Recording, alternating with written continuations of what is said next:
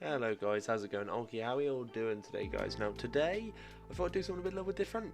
I thought I'd do and show you guys a killer tier list, in my opinion. Obviously, this is all opinionated.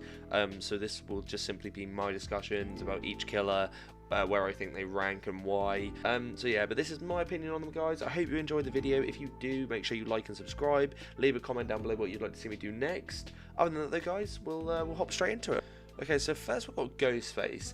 Now, see, I'm going to put Ghostface in the B tier, just because I think his ability really helps him with chasers. Not so much even for exposing people, but more just the fact that he can use it to silence his terror radius completely and just get normal M1 hits. I almost feel like this benefits the player more than actually exposing survivors. Obviously, there comes a point where you can get some opportunities to expose survivors, and that makes it a hell of a lot easier if you can get that hit in. Most of the time, though, if you do expose a survivor, they will pull down pallets. They'll be a lot safer with certain tiles, so you've got to really know your place when you expose a survivor. You've got to really think about what they would do and what their options are, because obviously you can just waste a lot of time.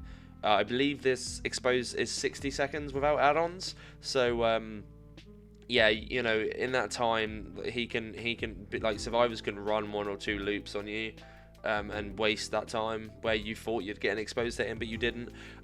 His map pressure isn't that great, but I feel like because he is a silent killer, it means that he can pressure survivors a lot more efficiently than some of the killers on this list.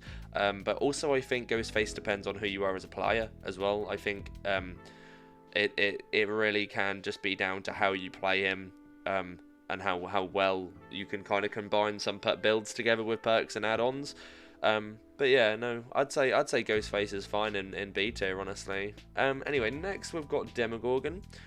Demogorgon I'm gonna put in the C tier. So I feel like I can put him in here confidently, just because of his chases aren't very good. His ability doesn't really help him all too much to kind of shred. It's good for breaking pallets and walls. I don't find myself really pulling off too many shreds though, and when I do, like, it's kind of like just the cooldown, and it doesn't really always seem worth it because of how long it takes. I don't know, like, his map pressure is really good, but it is time worthy, and also they can just get rid of your portals as well, so it's not even like your map pressure can be great at times, and you only have 6 portals, and once you place them, if they don't get rid of them and you've placed it on a generator that's been completed and they don't obviously get rid of it, you have wasted a portal, and that will, you know, that will kind of hurt you more, because if you don't teleport to it, it doesn't appear for survivors, so you basically waste one of them, like, few resources you have of a portal for that map pressure, so it can kind of mess you up a little bit. But yeah, other than that, like, I mean, I love his chase music. He's got a great chase music. I think he was one of the first killers to actually have custom chase music in this game. But I love his design. I love him. You know, good old demo dog. But I'm sorry, he suffers very hard, I think. And next we've got Cannibal. I'm gonna put Leatherface here. I think I'm gonna put the Cannibal here. I think he sits well in B tier because his one-hit potential with a chainsaw is very good, especially with his buff. I would almost actually consider putting him above Ghostface. Actually, you know what? No, I'm gonna put him above Ghostface. Some of you may be thinking I'm crazy on that, but he can basically make, like, some of the easiest plays to the game. Like, he can pretty much catch you up on most loops, so you really have to pull down pallets. After his rework, he has got a lot stronger, and not just that, but he also can basically trade hooks left, right, and center, and he can almost ignore borrowed as well. Like, if someone has borrowed and they save you, if he has enough charges in his chainsaw, he can then catch up to you again and hit you with the chainsaw for a second time. So he is very strong, but he is also very annoying to go against. That's why it's such a lazy killer design, in my opinion, because it really doesn't require much to play Leatherface. It's just that initial kind of catch. He doesn't really have much good map pressure at all. He also doesn't really he doesn't really have any skins, or he's not really like that interested. And I think because of his time on DBD, everyone hates a Bubba. You know, every time you come up against a Bubba, you automatically just kind of worry that you might get face cammed or basement insidious kind of situations. But I think his skill wise, like he lacks it, but he is a very, very powerful killer in the right hands. Next we've got Clown. Clown, I'm gonna put in the C tier, but he's gonna be very bottom of C tier, very close to D. Just because again he kind of lacks any map pressure.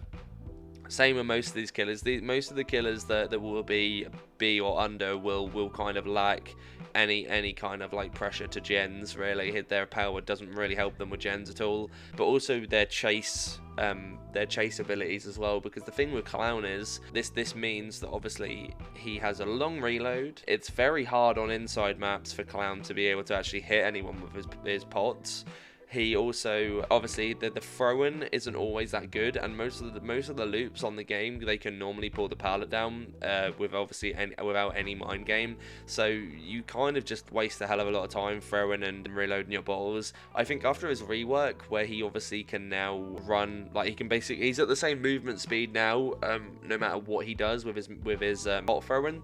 So I think that he's definitely a lot better than what he used to be. But I still think they just need a complete rework on him. I think they need to do something with Clown to make him a lot more viable, because the people who do play Clown and actually have good games are normally against weak survivors who don't know how to loop or play against Clowns, because really and truthfully it's just a factor of playing the loops well and just mind gaming him. Really, there obviously are a few times where you'll get caught out by Clown, but it's the same with every other killer, where you will just get caught out with certain like dead zones and all that kind of stuff.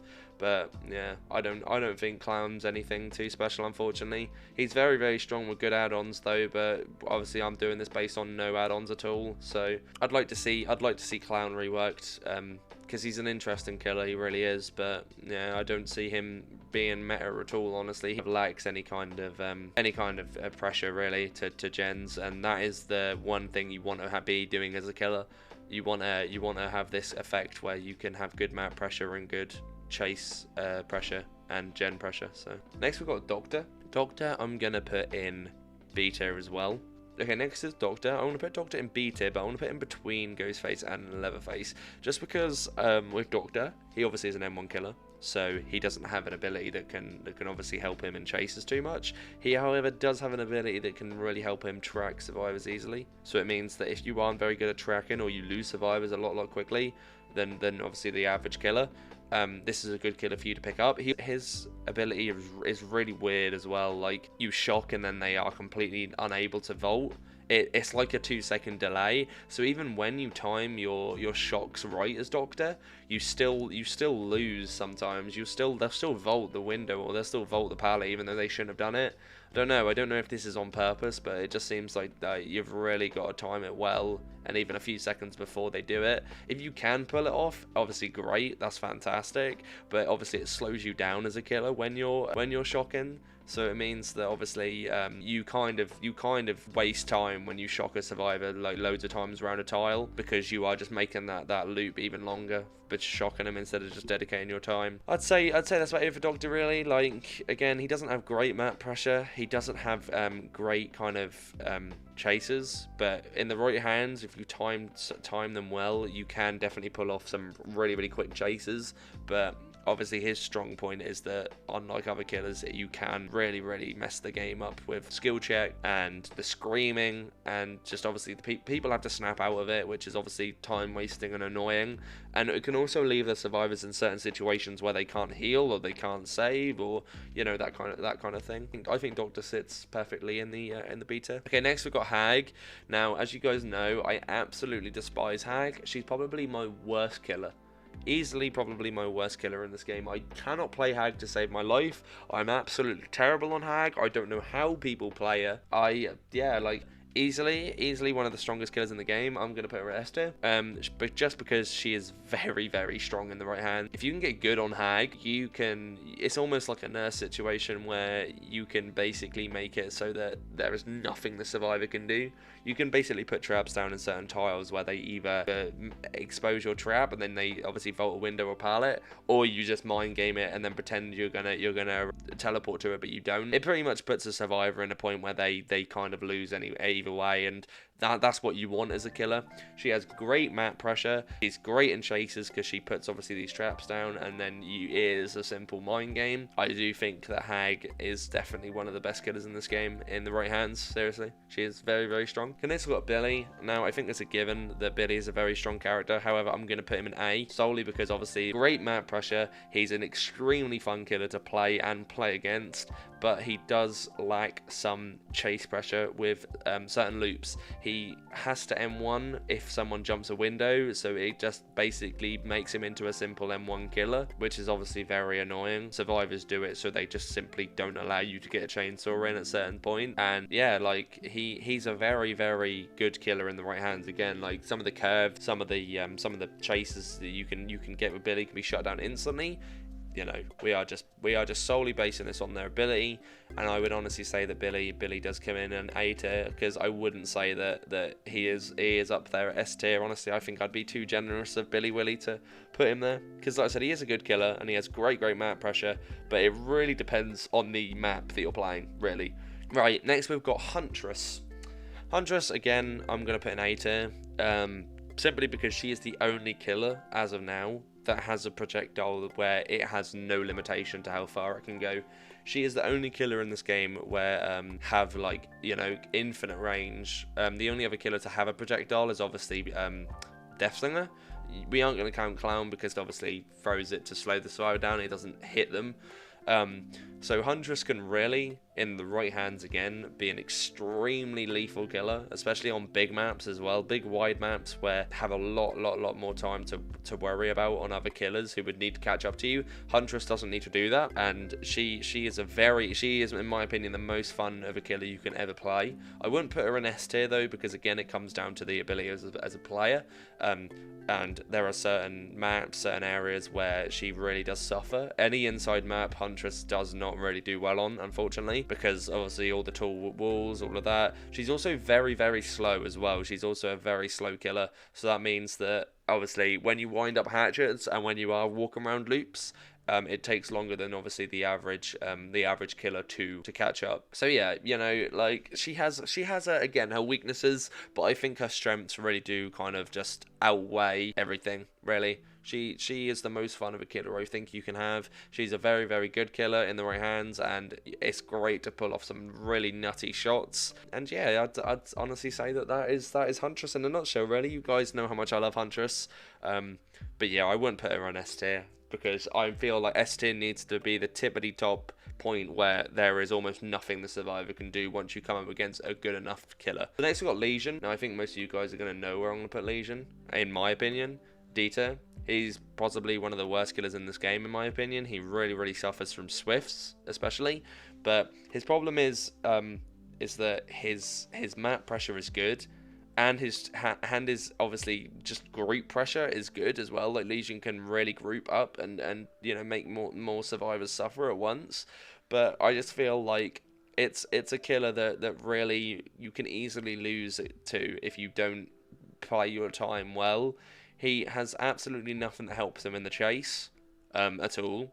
So once you're in a chase with a Legion that he's hit you with his ability, he can obviously vault pallets and windows, but that doesn't really help him again, because he then has that cooldown once he's finished his ability. And like I said, if you're chasing after a survivor, using your ability is not going to help you. You need to M1 them. Not just that, but he's also very easy to tech as well, and he's also very easy to bait out swings. And if you do miss your swing on the ability, you know, that is like a good few seconds you've wasted, because it is literally just a faster M1 killer, but he doesn't really, I don't know, he just lacks it, honestly, in my opinion, and I just don't find him enjoyable at all. I don't think he's strong, I don't think he's fun to play with or play against, and if you're playing against a coordinated team, you will have a rough time playing Legion. I think more so than most of the killers on this list, honestly. Okay, next we've got Freddy. Now, I absolutely despise Freddy. I think he is a very boring killer to play against on Survivor. However, I do think he's a very, very fun killer to play against. Killer.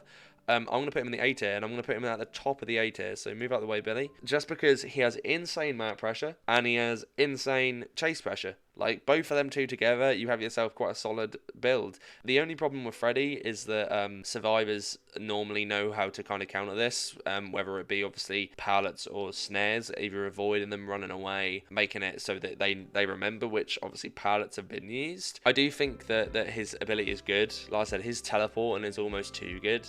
And the fact that you don't have any heartbeat means that no borrowed can go off if you're asleep. Again, that's pretty strong.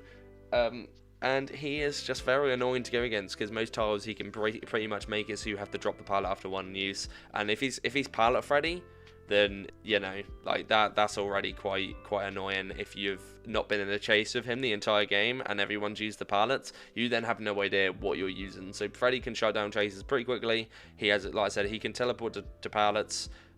He can teleport to generators, so he's very strong in that aspect too. And yeah, I just think overall he is a very, very good killer. However, obviously, again, I'm not going to put him in the S tier because he doesn't put you in situations where you really have no option. You know, you can run away, you can run over snares and drop down pallets early, and obviously, you know, you can try and remember which pallets have been used. If you're playing a Swift against Freddy, it's a lot easier to play against him, especially pallet Freddy. If you're playing solo, though, want to get on Auto Haven Wreckers or a map with a lot of pallets, and you've not been in a chase with him, and there's like one gen left, you are probably going to get hit by about 5 fake pallets, and you're about to go down pretty instantly, so it really does depend. Obviously, I don't really need to tell you guys about Nurse, other than the fact that obviously she pretty much puts survivors in a situation where they cannot literally do anything. You can be the best survivor in this game. If you come up against a Nurse that knows how to blink, knows how to put you in situations where you can't do anything, you've just been outgamed pretty much. You cannot do anything about Nurse. She just puts you in a situation where nothing can be done.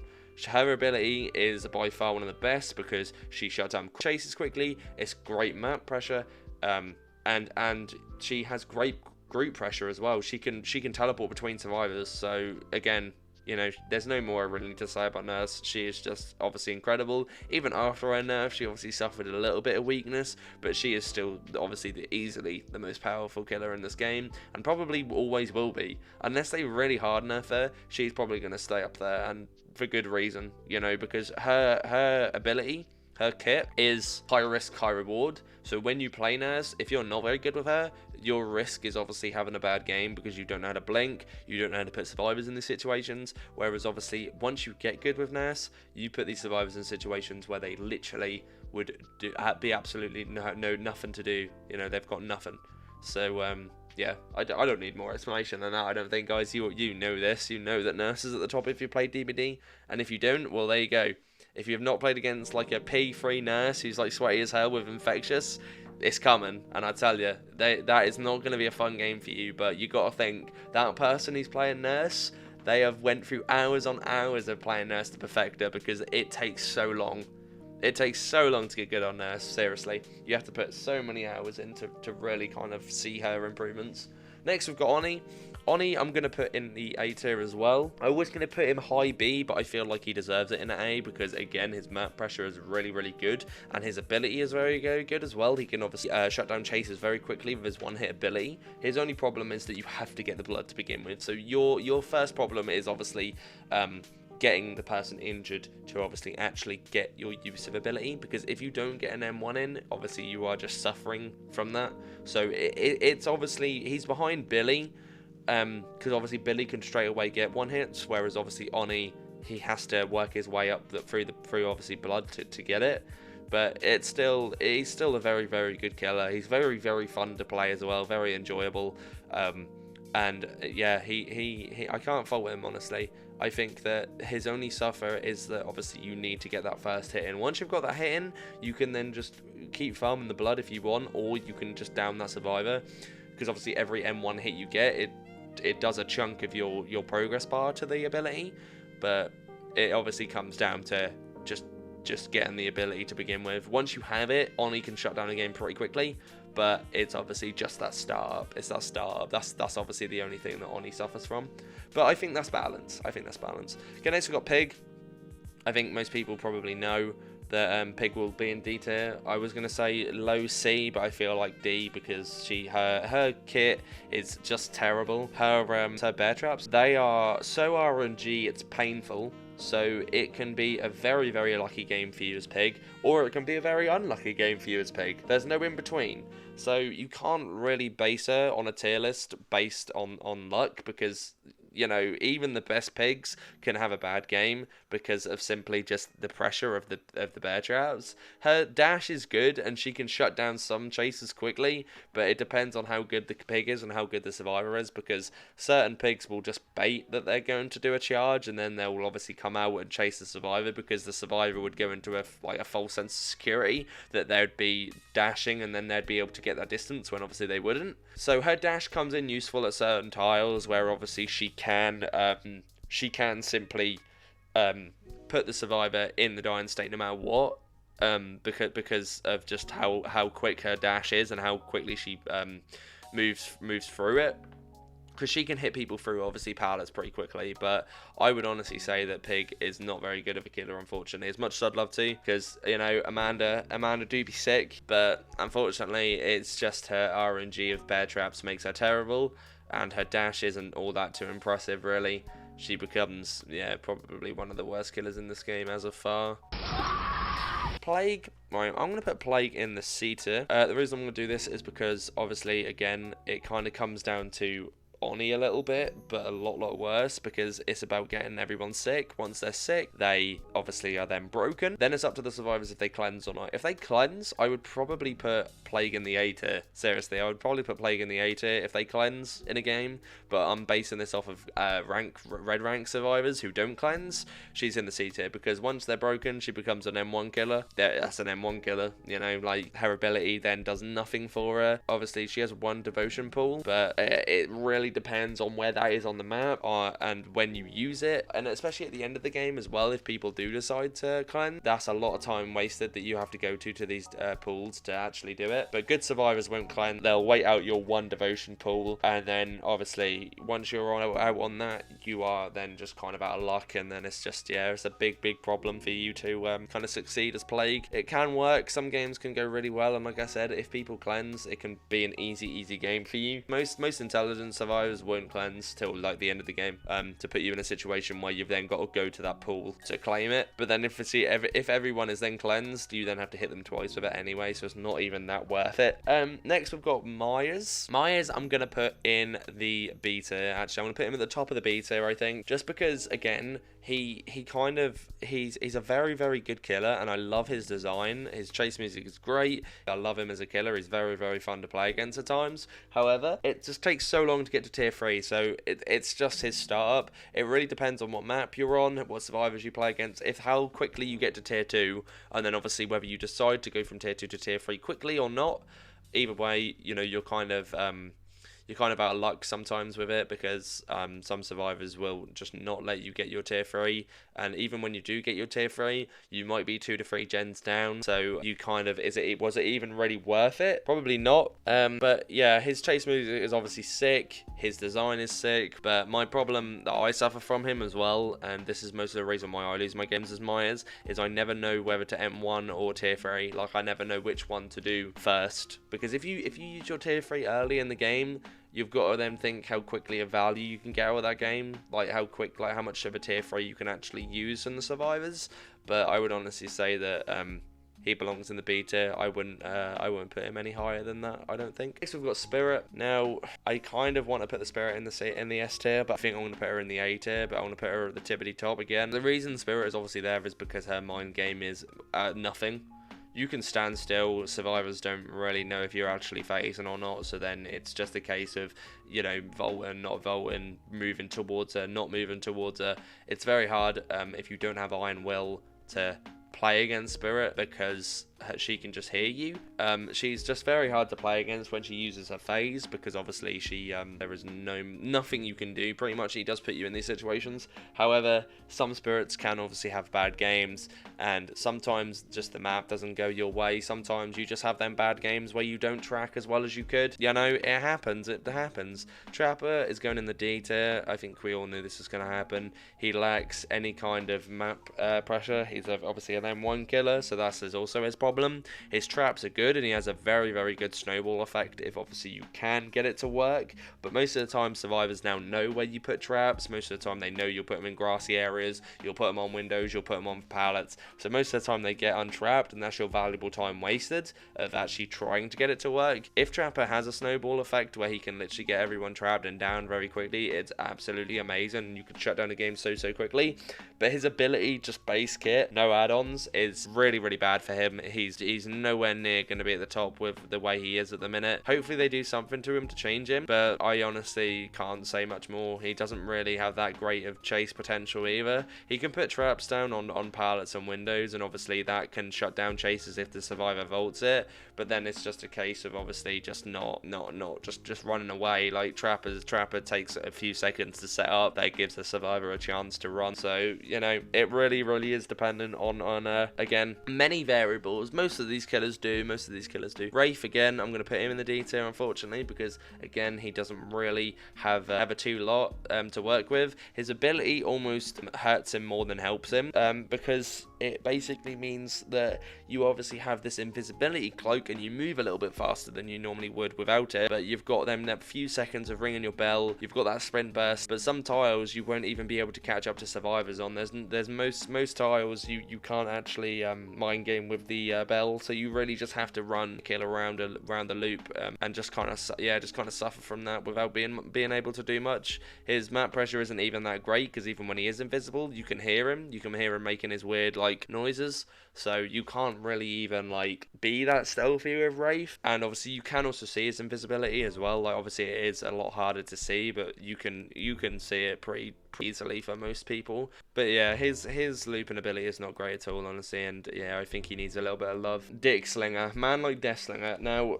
I'm gonna put Death Slinger in the high beta. I think he's good in, I think he's good there. I think he's good in the beta. He can shut down chasers so quickly if you can actually get the shot on. Obviously, it comes down to a case of actually being able to hit your shots. But if you can do it, he becomes a very, very, very good killer to play. He has great pressure from amongst people. Like, his chases between different survivors is normally good because you can just shoot and get that distance from obviously afar. He can also hit through pallets and windows as well on their first hit. So he can basically make the chain break and then they get injured. So as long as you hit your shot and then just make the chain break, you can easily get a hit on someone. It's then obviously that second hit that becomes the problem.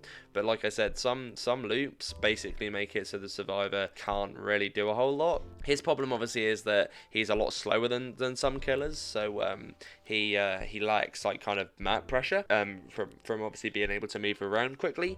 Like I said, as you guys probably were aware, these killers at the top here, have you realized that all of them are obviously good at being able to move around, and we've obviously got these two left as well, so you can kind of figure out where this is kind of going to go to. Yeah, Deathslinger, he's got a great design as well. I think he's very, very hated because of his low effort of chases. You know, you can shut down chases a lot quicker than, even when survivors think they're safe on a pallet in a loop, sometimes they're not. You know, sometimes you stand at a pallet, he shoots you through the pallet, and then he goes around the tile, and he can actually sometimes hit you when you didn't think he'd be able to. It can happen, and it's very annoying. Next, we've got Executioner. Now, I'm still going to put him in the A tier. I'm probably going to put him, where should I put him? I'm going to put him but underneath Billy, but in between Huntress. Now, you guys might be surprised by this, but for any of you that are aware of his ability, like, you should know that he can pretty much put you in situations where you either get tormented